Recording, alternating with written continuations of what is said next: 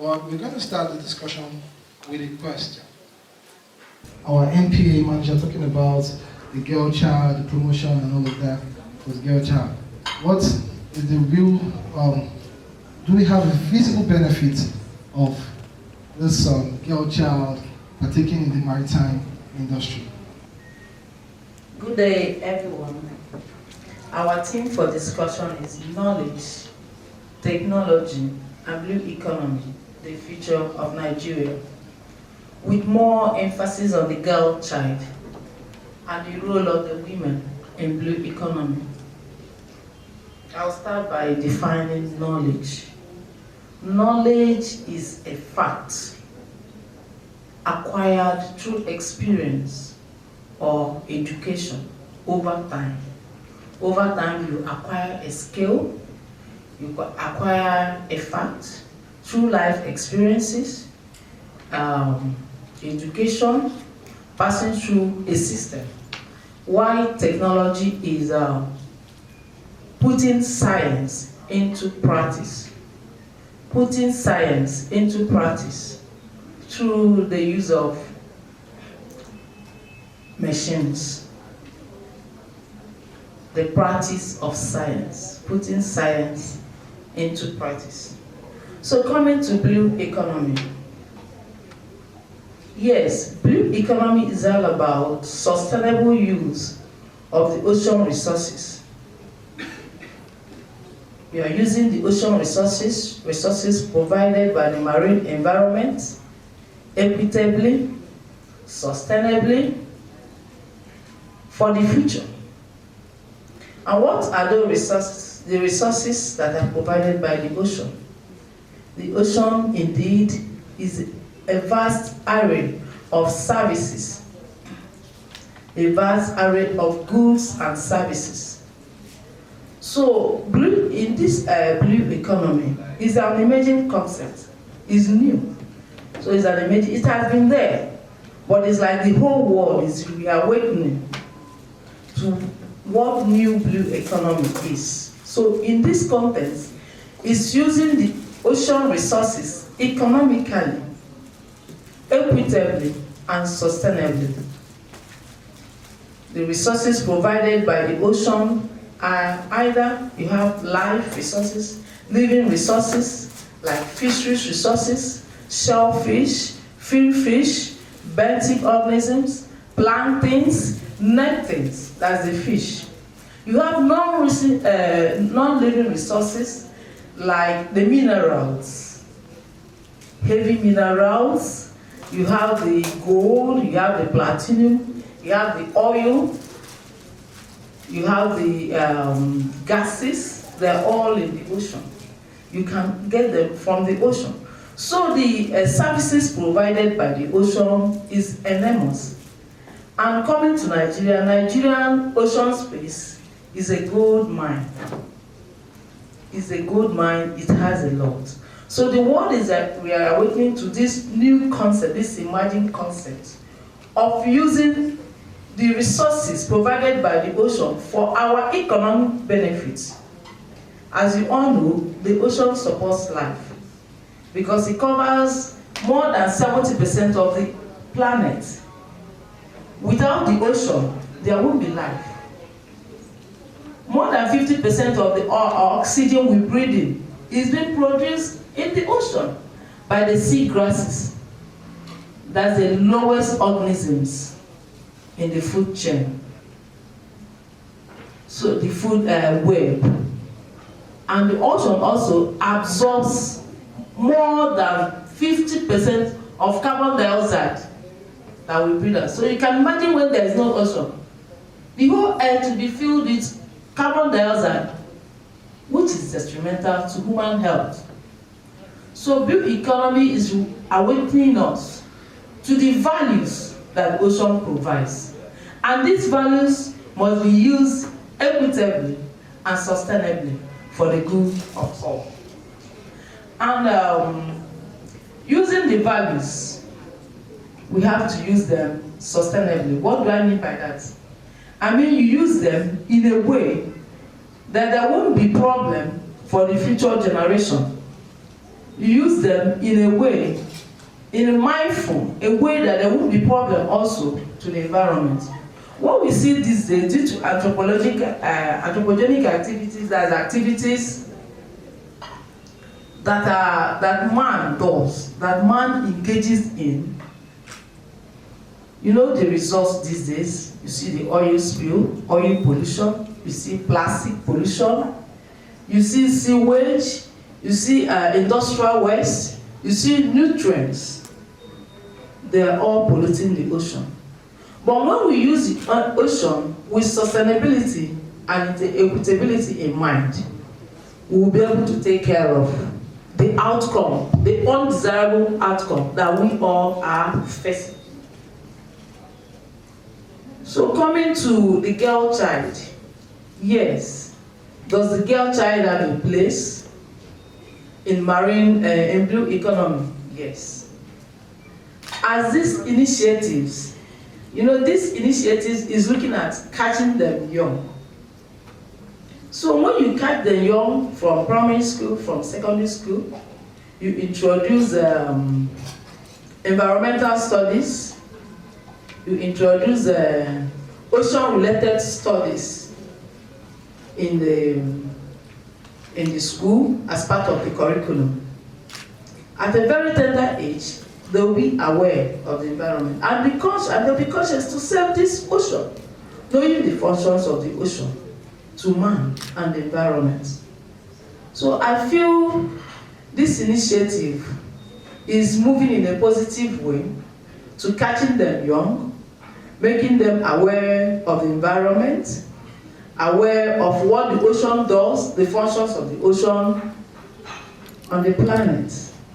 By the time they get to know, they will not have that urge again to cause, to do actions, entrepreneurial actions that will deplete or harm the ocean. Because if there's a problem in the ocean, there will be a problem on land.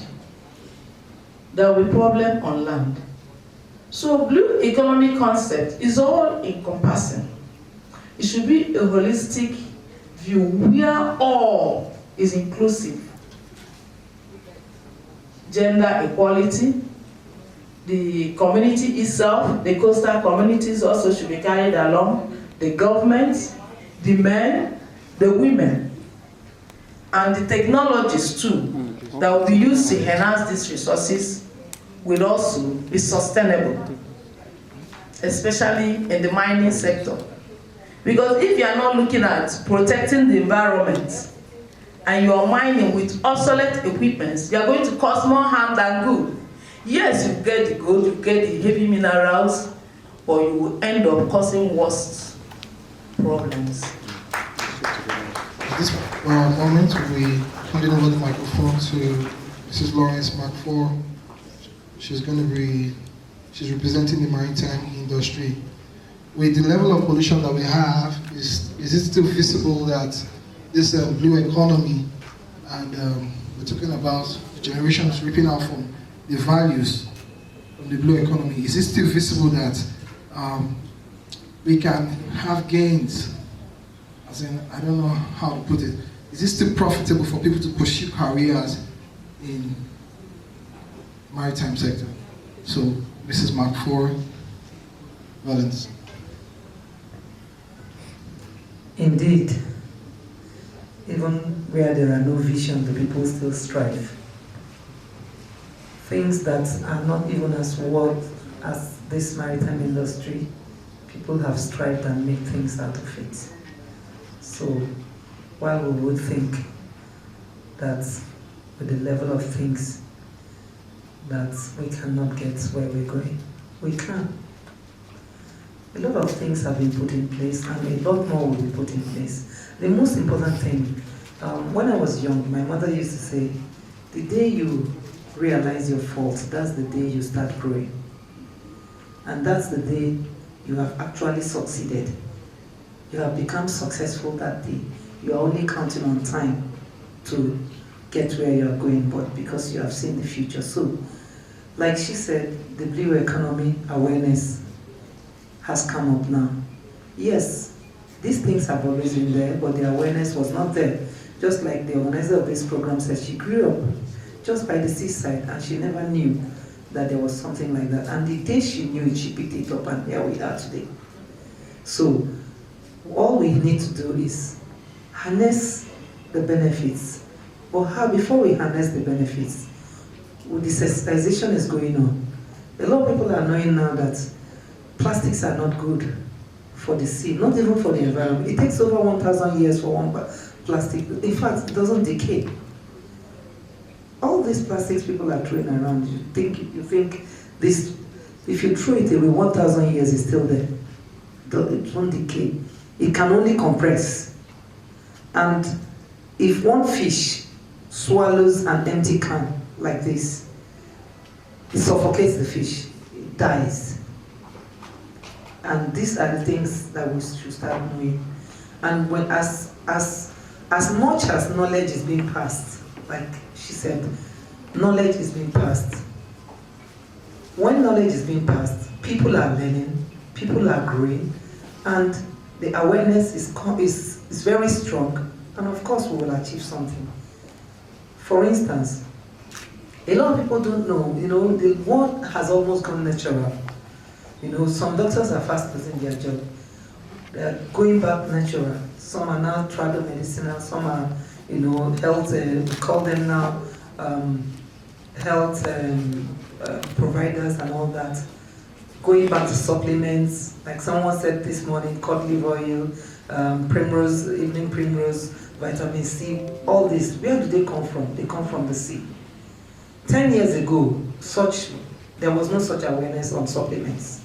We were taking, what we refer to now as acidic medicine or whatever, A lot of times, there was about 10, 15 years ago, cancer was ravaging everywhere. And cancer became a terror.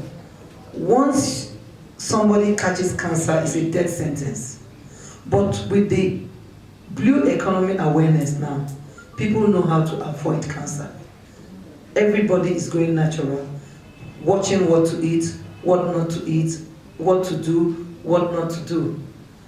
And not only that, even if you catch it now, a lot, natural medicine people know what to do. They go back to nature. So these are one of the benefits of the blue economy. The awareness of what we have, like she said, in the sea. The awareness is what will get us to where we are going. So it's not only are we going to have benefits, it's sure. Not just that we're going to have benefits, we are now going to have a very good life. Not only are we going to have a very good life, we will become rich. So, the benefits of blue economy, the benefits of this knowledge is unstoppable, and it's inestimable. This economic, we're talking about blue economy, is an inestimable value chain. And so, I, as a person, I'm not just looking at blue economy, just like, okay, blue economy. What do you say about the ships?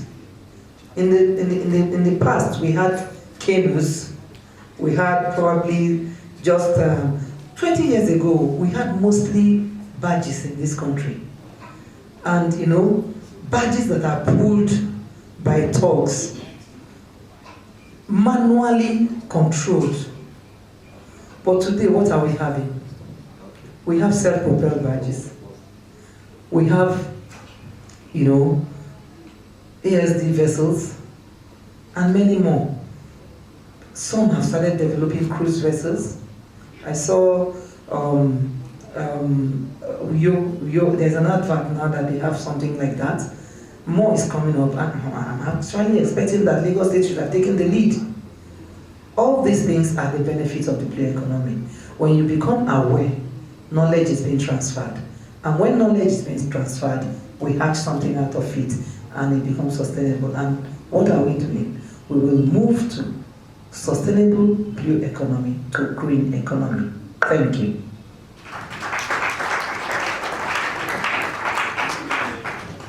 Thank you very much. Well, I think I have a question. Okay. Good afternoon, everybody. My name is Shegun Shopekon from St. Jude's Private School. My question goes to, unfortunately, the lady from the federal government agency who spoke initially is not on seat now. My question is this. Since we know we have blue economy in the country, and we have the seas cuts across the country, especially from the southwest to the south-south, why is the government not tapping into the advantages of what we have? And we are still having trailers and containers on our roads to the extent that we are having accidents. Several people are held up in traffic and nothing seems to happen. The chairman made a valid point here that it's as a result of our ignorance and lack of leadership, although he didn't say that. But why is it that the federal government is not actually tapping into this in order to ensure that we have smooth sailing of ships and vessels on the seas? Thank you.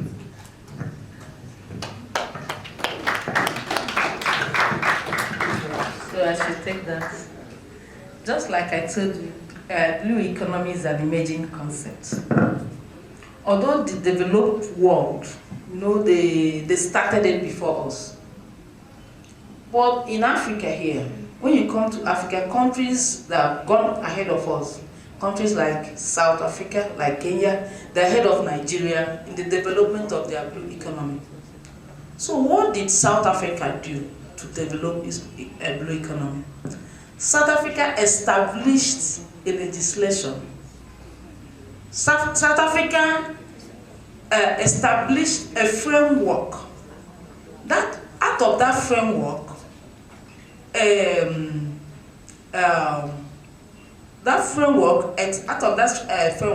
act of blue economy was established, Blue Economy Act. And from that act, South Africa was able to establish a Marine Spatial Planning Act too. So from this Marine Spatial Planning, they were able, South Africa today is able to save 5% of its marine resources. And from this 5% of marine resources, South Africa has developed over 200,000 jobs. They have created over 200,000 jobs. And over $20 billion have been achieved or earned through blue economy. So why doesn't Nigeria have a problem? In Nigeria, first of all, we don't have an act. We don't have a Blue Economy Act. Nigeria needs to establish or enact a Blue Economy Act. The obsolete acts we have should also be reformed. So what the problem we have is the blue economy sections. In Nigeria, the two blue economy sections we have is fisheries and maritime. And that fisheries is from Ministry of Agriculture and Rural Development, and maritime is Ministry of Transport. And EMSRA is steering it. Why Ministry of Agriculture is FDF. But you see, these two organizations are in different ministries.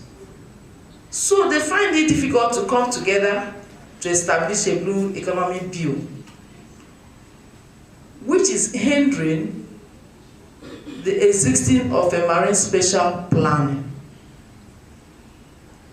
Other stakeholders in marine and maritime industry in Nigeria are the Nigerian Institute for Oceanography and Marine Research, the Nigerian Inland Waterways, EMSRA, MPA, and few others.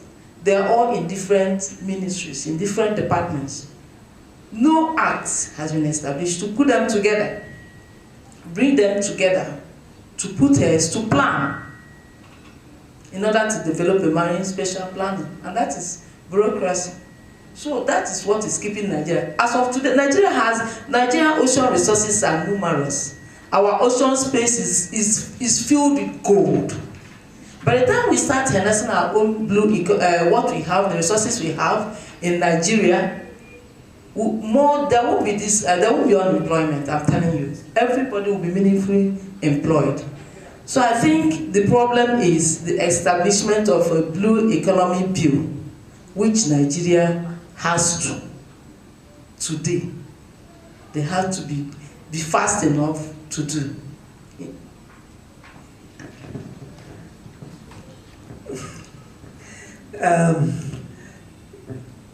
I'm a practical maritime person. I see it from a different point of view. What are we talking about? The young man here has said, why is Nigeria wasting time? I'll start from Lagos State. Lagos State, I think, is 90% water, or 95%. We've had the governors, legislators, and I think there's somebody from the Lagos State government here. What our professor has said here is an elaborate art, paper. I am not a paper person, I am a practical person. What is stopping Lagos State from starting a ferry business from Ikorodu to Lagos Island, from Lagos Island to satellites, from satellites to Badagry, from Badagry to you don't need an act. I think we are suffering from political distinguished personalities problem. I will address it. And that's what I think. We are carrying our personal ideas or whatever and political dichotomy. And when you do that, you affect the masses grossly. Federal government needs an act. What act does the federal government need to do blue economy? We have Ministry of Transport, we have EMSRA, we have Ministry of Agriculture. Ministry of Agriculture cannot start anything and anybody says no. The highest they can do is to get approval from the president. For me, they can do the act, no problem.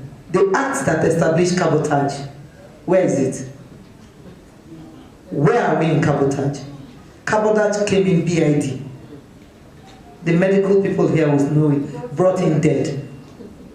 We are still crawling since 2013. In the last almost 20 years. If you are from Lagos State here, take the message back to Lagos State. Tell them that they need to lead because they have the enormous water more than any other state. And because, like he said, all these things, if we have barges going from here, we have River Benue, we have all this, let the barges take the containers. The containers will be off the road. Lives will be saved. Let's stop playing pity party and stop patting people on the back. That's why people don't bring me to this kind of table. I don't come because I'll tell you what it is. That's my point. Thank you.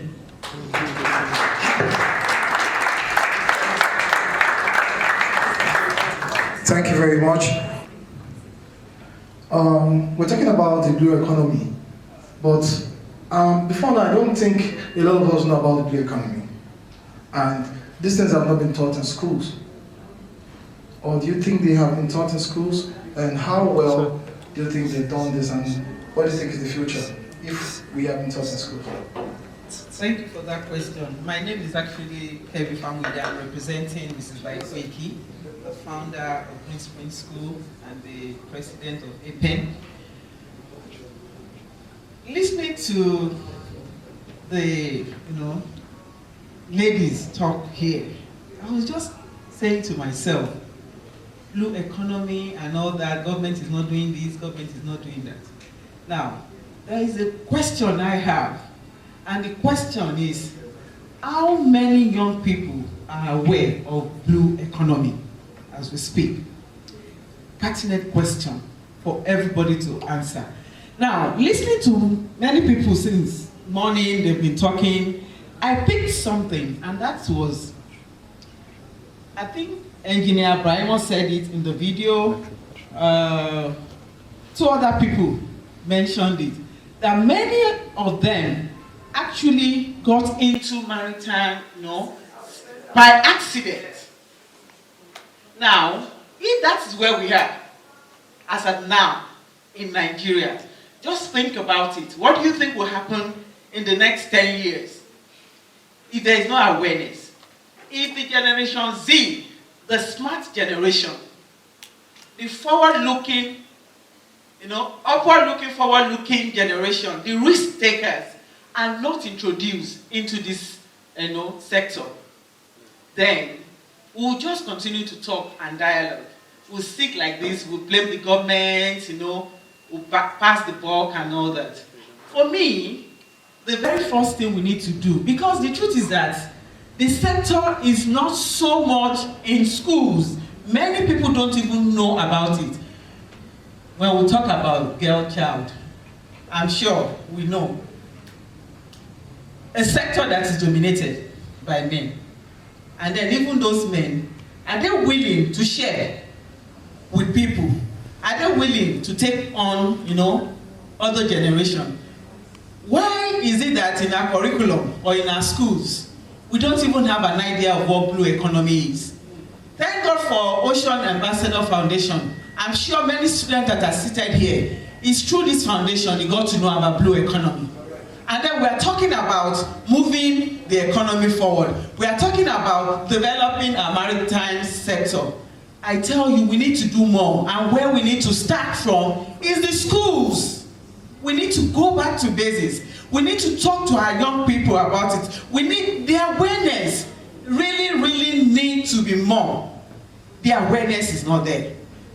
It is not there. And because the awareness is not there, we will continue to leave it in the hands of people that probably, well, I'm sorry to say, they are not ready to do anything really. They go to work in the morning, do what they want to do, all the bureaucracy, all the paperwork, we're not going to do this, and then at the end of the year, we'll leave it, and then we'll continue to, roll in a circle as a country. So for me, I think we need to go back to school.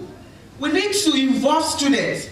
Like Honorable Williams said, we need to catch them young, develop the interest. Who knows? Maybe this Generation Z, they're really going to turn around the blue economy of Nigeria. They'll start thinking differently. If you look at other developed countries, like the gentle lady here said, in developed countries, blue economy is something that is used to develop their economy, really. Move their GDP up and all that. Tourism, I was telling somebody that, tourism don't have to be on land. We can do tourism on water. Parasailing is happening. Young people know about it. How many of the older generation even understand what it means? Even the ones that we have here, when we talk about the marine, even fishery, we are struggling. So I feel strongly that we need to go back to school, we need to catch them young, introduce blue economy to our students. I don't know how the government is going to do that, either by introducing it into the curriculum, or it could be part of elective, or like I would suggest also, partnering with schools, all the expertise in this sector. I think they should come together. Unity Bank, sponsoring Ocean Ambassador Foundation. I think we need more hands to bring finance. Let's merge it with expertise, and then let us partner with school. Let's train these the young ones. Let's train new blood. That's how I call it. New blood, fresh blood. Let them come into this sector, and I'm sure it's a matter of time we'll actually get what we want from the blue economy. Thank you. Thank you very much. The chairman has something to say, but before then, I want to ask, why has the education sector not done anything about the knowledge, technology of the blue economy? And don't you think the education sector should also be blamed for that? Yes. Yeah, gone. Yes. Well, I'm going to say this, and I'm going to use my school as a case study. In Green Spring School, because we believe so much in practice, we started something just before the pandemic. We established Air and Sea Lab in our school. And why did we do that? Because we want to match theory with practice. It's not enough for the student to know, of course, air, sea, that's blue economy. Air is blue, water is blue. For us, that is actually blue economy. And then there, we're going to make the student explore a lot of things, like hot air balloon, robotics, how to fly plane, drones, simulation. They see it firsthand and then develop interest. And of course, they can go ahead and move into such sector.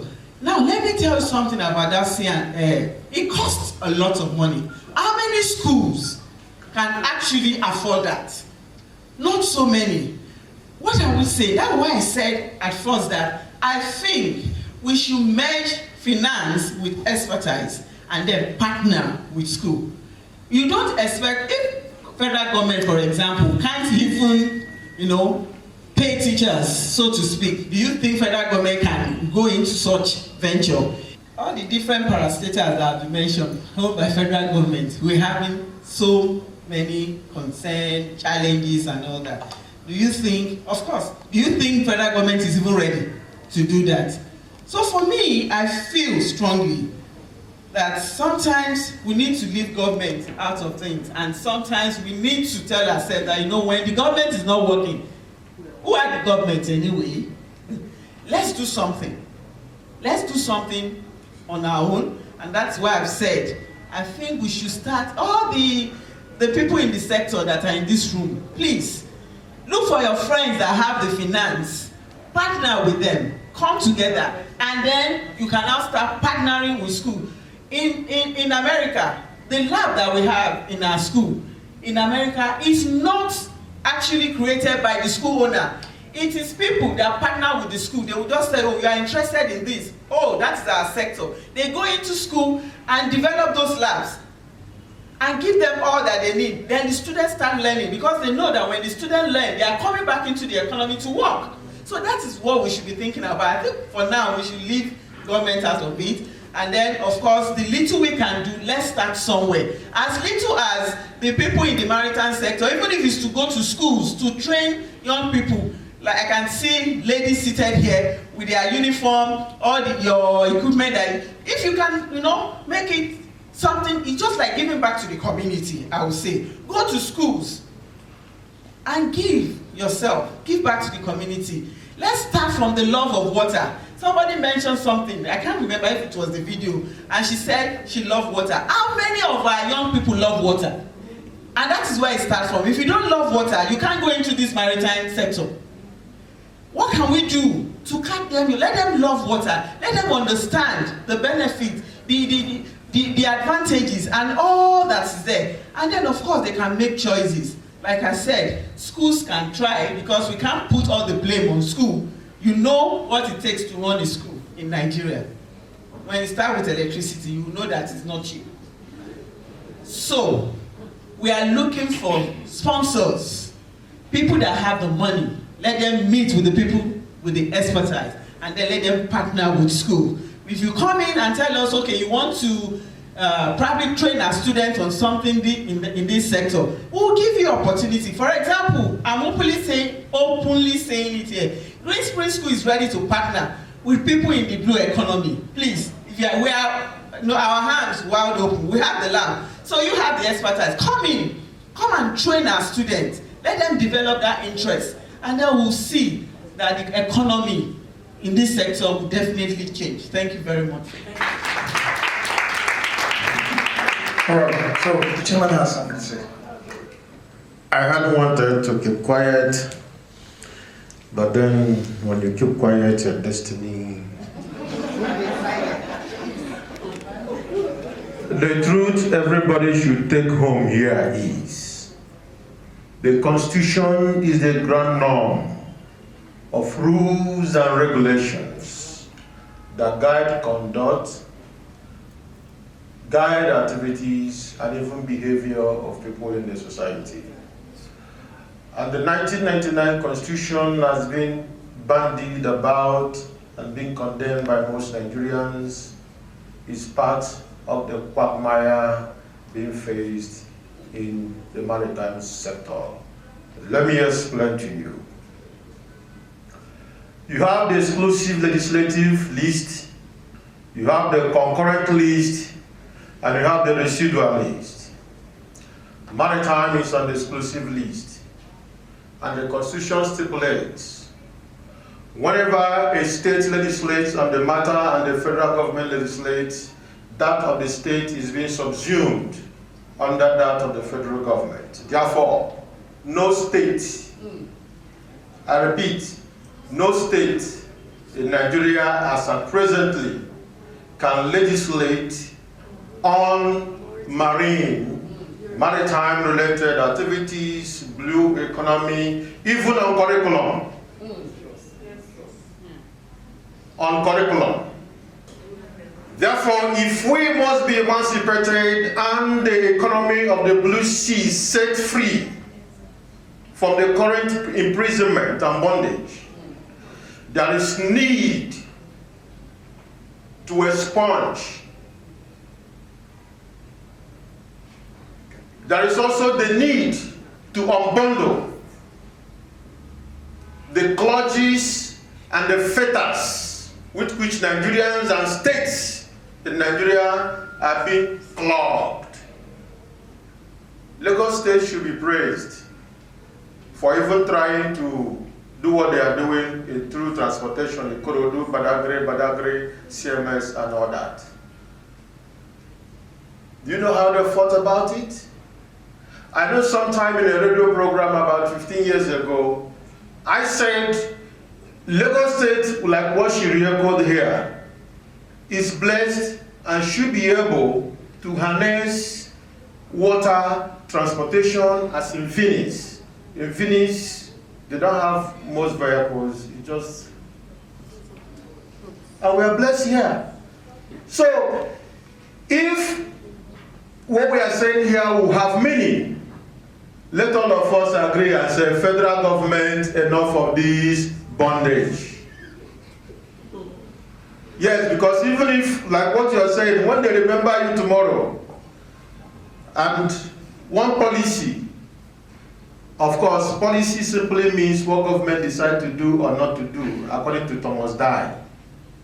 And we are operating the policies of cripple in Nigeria. So the federal government should free its citizens and the states. What are we talking about here? Ships can go to Port Harcourt. Ships can go to Calabar. There are ports in Warri. There are ports in Sapele. What are we talking about? It is the height of national injustice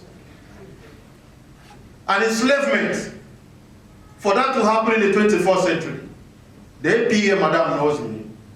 I've been telling them, because at this stage in my life, I've got to a stage of Abankor. Yes, spirit. That's what I think that's what it means. The spirit. Say the truth. And the truth must set us free or we'll keep on being in bondage. Let the constitution be unbundled. Let the states be free. Even the VAT matter in perspective.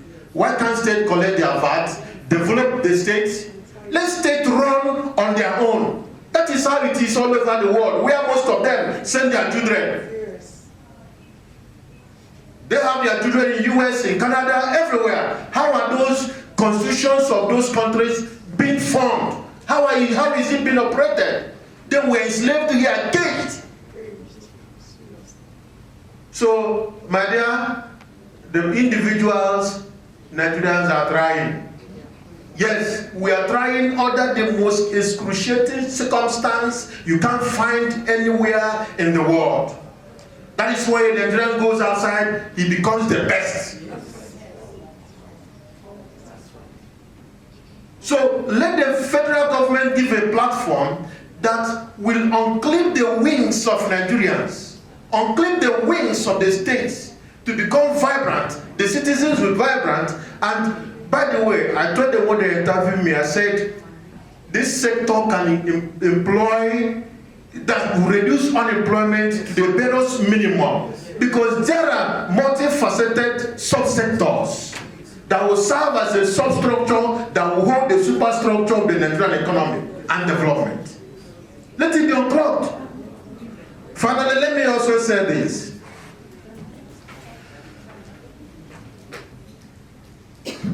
I'll leave it at that.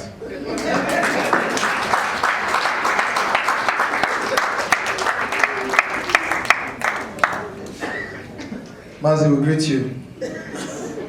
Mazi, I want to ask you, do you think the government is aware of these opportunities? Do you think they actually aware? Do you think the government is aware of the opportunities this blue economy can create? Because just like probably a lot of people might think it's just criticism, you just want to criticize and all of that. But if they know, why is nothing done about it? Okay, well, there's a question here from somebody. As we are all aware, the blue economy is an emerging sector, but it is not new.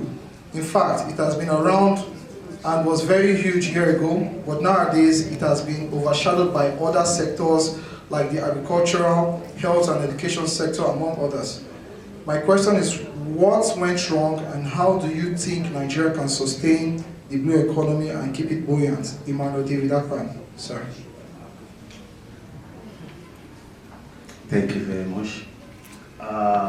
Honestly, you know, when in the school, I used to call students for impromptu speech, and they will come, they will deliver. And I say, this is my time. I've been called again to come and give impromptu speech. You know, the Lord will help me. You know, I want to just start from this issue of creation. When God was creating things, you know, I tried to picture it.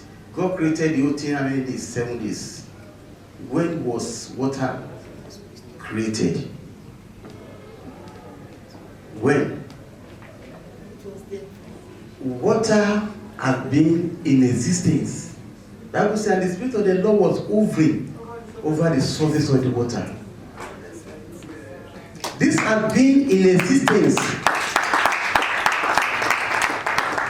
You know, on and on after the creation, things came up, but now we look at things. We walk on the land, we walk on that one, we walk on that one, but lo and behold, there's something that is so significant in the Bible that's in Genesis chapter, I think 2 verse 5. It said that, let me just, sorry, I'm very sorry, I'm not taking your time. Let me just read that please to you. You know, I was so, when something touched me like that, I don't just find it so, you know, Genesis chapter 2, verse 5. And every plant of the field before it was in the earth, and every herb of the field before it grew. For the Lord God had not caused it to rain upon the earth, and there was not any man to till the ground. Because there was nobody to till the ground, God did not allow rain to fall.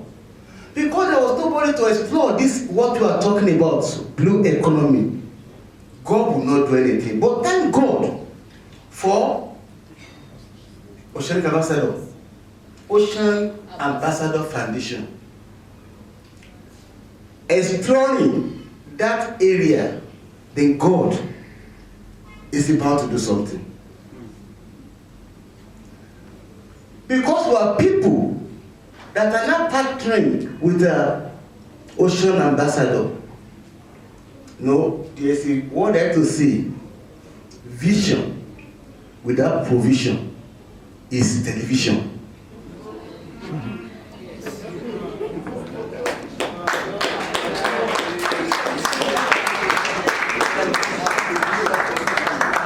there is a vision.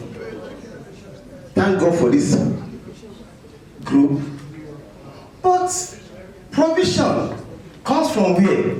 You know, mommy said something here. When I listened to this, this is my first time. When I was in school, I was like, I think I was in a class 1 when I heard about this submarine. There's something can go inside the water and just try submarine. I said, we were just like, if you have television that time, you are very rich. When I was in school, if you have television that time, you are very rich. We used to go to somebody's house to just peep through the window to watch what? Black and white television. Not even colored. We were like looking at that thing and I just submarine. I said, but some people were the one driving this. How I wish. I don't desire it, but all my desire ended to nothing because what? There was no provision. I told my dad, when the father was just struggling to be able to cater for my 3 square meals, there was nothing again. I cannot get extra, but I ended up what I have today by the grace of God. I'm not even say that okay, I'm regretting being what I have today. I thank God for what I have today. But the point is that, we look at a car. Why is the screen, the windscreen so wide, and you have that this rear mirror so small? I look at it. I say, because of what? What is behind you is insignificant. That one is gone. But the windscreen so big that there's this something. There's this something in the future that we need to look into. And that is what we have this one now.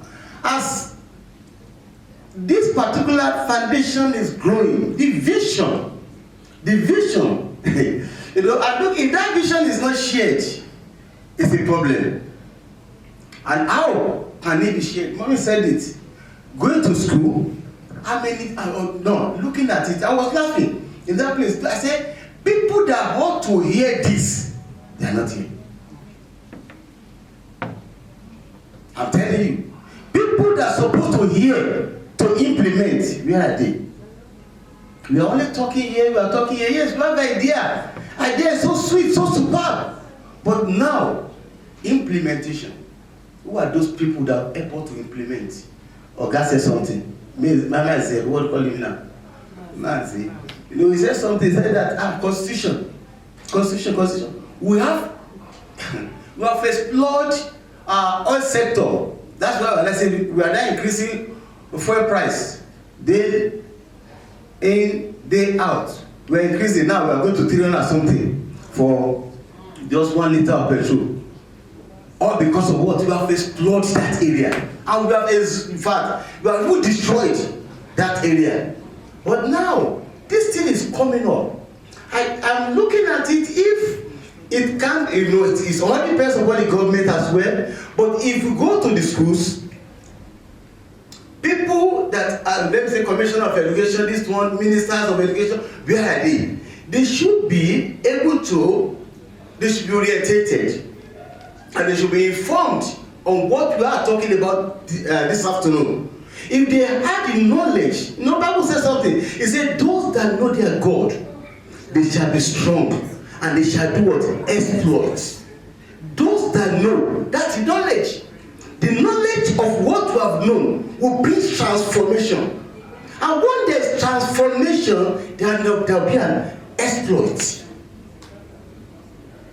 That's what I'm just saying this afternoon, is that how do we now be able to tell people the vision, to share to people this vision, the way forward?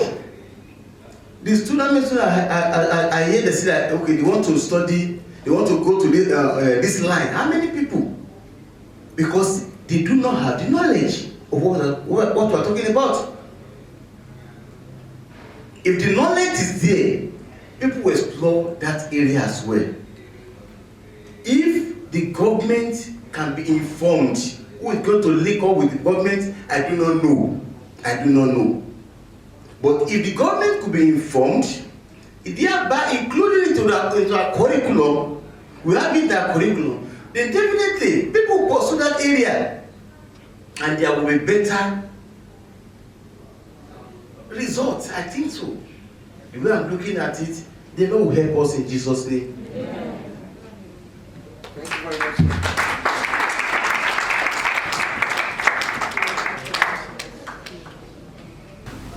Good afternoon. I'm going to speak on this, standing on the existing protocol. My name is Ibu Sandra. I'm a second officer in navigator profession. I have just few things to ask. I know maybe what I'm going to say now somebody might have heard it before, but there's no effect on it. If Marine can have their own ministry, not being under Ministry of Transport, just stand on their own, because there's a lot of things that we have to do. Other countries has exploited their marine industry. We've not done anything. We are just focusing on oil. There's a lot that marine can actually generate for Nigerians, even in fishing. Some countries come to Nigeria to fish. We have fish, but we're not doing anything about it. That if our government can actually pay more attention in the marine sector, not just oil. Oil is just, I'm not saying that the oil is going to finish. It will not. It will not finish. But we're not exploring the other fields that we have, which can generate funds. Like I already said here earlier, that we have a lot, that we are giant of Africa, but we are not like we are crumbling. We are crumbling. We are not even nowhere to be found. We have a lot of things to give out to other nations. People will tell you, I want to come to Nigeria to come and invest. They know what they're talking about. But we that even here self, we are running away to go and stay in other people's country. Instead of us to establish what we have and let other countries come here and pay for it, like we are going to other countries to go and do. Let them come here and come and work. But our own case is different. But I don't know if this message can be passed to the higher authority. Can we have marine ministry on our own so we can explore, so we can walk into it and do like other countries are doing? Thank you.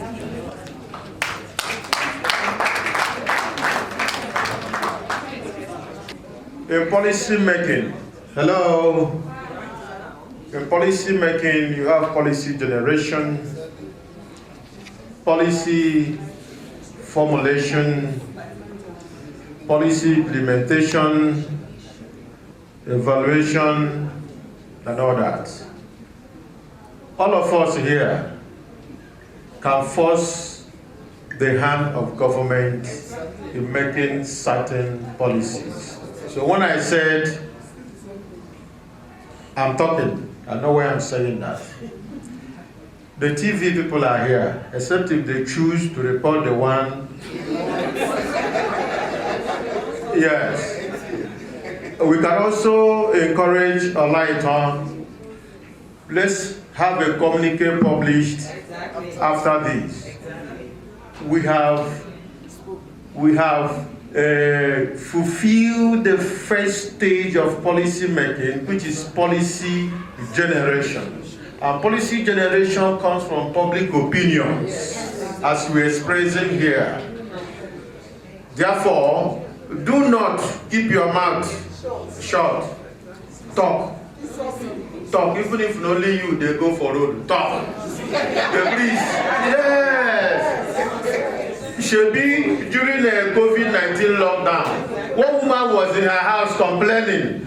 The speaker responded. Lagos State government responded. Now, harnessing digitalization, everybody here has a phone. You can put what you are saying here. Before the end of today, it will trend. It will trend. So do not keep quiet.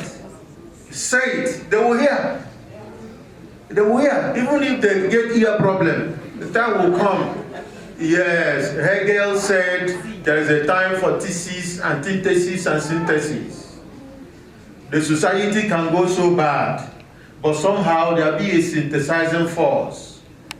So the saying and the talking can orchestrate a synthesizing force that will cleanse the stable in Nigeria. Is due for cleansing. We have prayed. People like us have prayed. When I was in school, I said I'm not going to leave this country because I knew there are enormous blessings here. And there's a reason God put me here. Maybe part of it is to talk so that people will hear. And I'm talking. So join the trend. Thank you very much. When we look at it in Nigeria, especially in Lagos State, the private sector is always ahead of the government. We are all here now deliberating. We've had a robust conversation. Many of us have money, we don't know where to invest it in. It is only when we go into that sector, pull ourselves together, and begin to make money from this blue economy, that will attract the government to come in. They will make those laws by force. Haven't you noticed that in the property section, that a lot of developers they're building, go to Lekki side, you'll see them there. They are building good structures now, not the one that will collapse. They're doing good work. Yes, a lot of them, majority of them are doing good work. At least 70%, 90%. But if we leave it to government, they will not do anything. Even road tarring, even to provide the common things for us. But when they see that people, individuals, the private sectors are making money from this thing, they will come. When Lighton told me about all those things, she normally sends me all those things. She's my childhood friend. I told her, you're on a good course. Just go ahead and the Lord will be with you. So if we go into it, people who have money come together. It might be a bit expensive. And because there are no laws already, you are not going to be flouting any law anyway. So if you go into it, you make money out of it, the government will see and they will come in. Thank you very much. And I have both a simple contribution and question to ask. And I would like to say that I've heard so many things from this meeting, and I'm also first of all, I'm very grateful to Ocean Ambassadors Foundation for orienting many of us with the vast opportunities and the great they have enlightened us so much about the marine sector. And I would like to ask that what synergy does this maritime development have to do with development of other sectors that can actually trap the government to a point where they will be inexcusable to actually do something about the marine development? Number 14 is about life below water. And when you talk of life below water, you also talk about development sustainable 5. If it is not developed, that life below water will also be affected. And that's gender equality.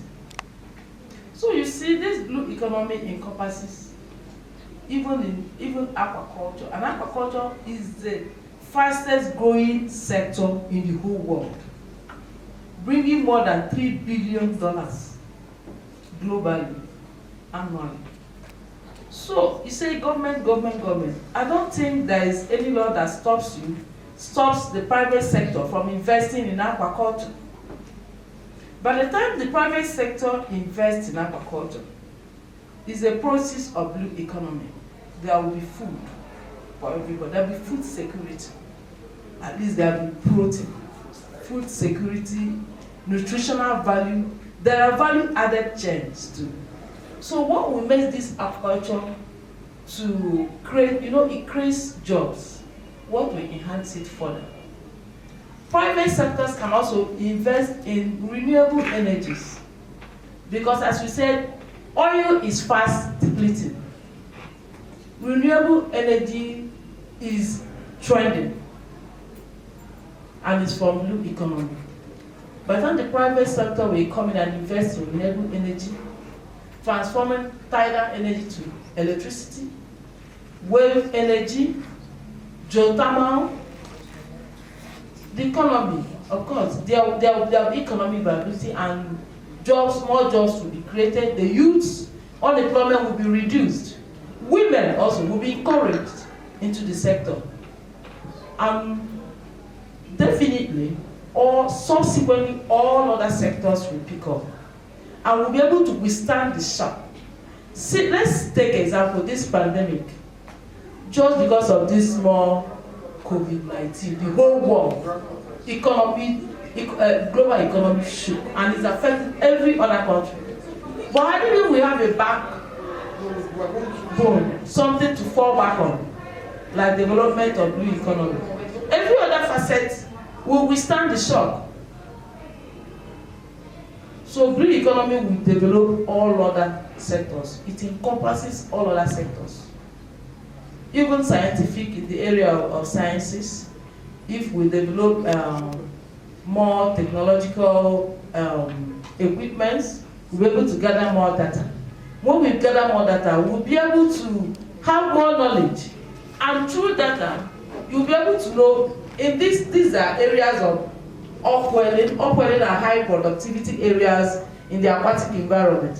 You'll be able to know, from this zone, I will get this species of fish, I will get this quantity of fish. So you'll be able to know from this, at least be able to say, this time, see what will happen. See what will happen. Either there might be tsunami, there might be monsoon, from now to now. That is also part of blue economy. So it also develops science, develops technology to acquire more wealth, technology to generate more power, technology to stop burning of fossil fuel that is gradually increasing ocean acidification. And you know the effect of ocean acidification? Ocean acidification definitely affects the aquatic organisms, particularly the shellfish. So ocean acidification will touch all facets of the economy when we develop it. And coming to development of ocean, we are talking about Nigeria. Just like I said before, if there is no enactment of legislation, there will be development in blue economy sector. So we should enact a legislation that we're able to put in effect Marine Spatial Planning Act. That's what South Africa did. And because of that, their economy is better than our own. So by the time we should sit together, all the maritime stakeholders will come together and speak out, just like our chairman said. We speak out. By the time we speak, one day the government will hear. And when they hear, they will listen to us. And by the grace of God, they will implement. And when they implement, all of us will enjoy.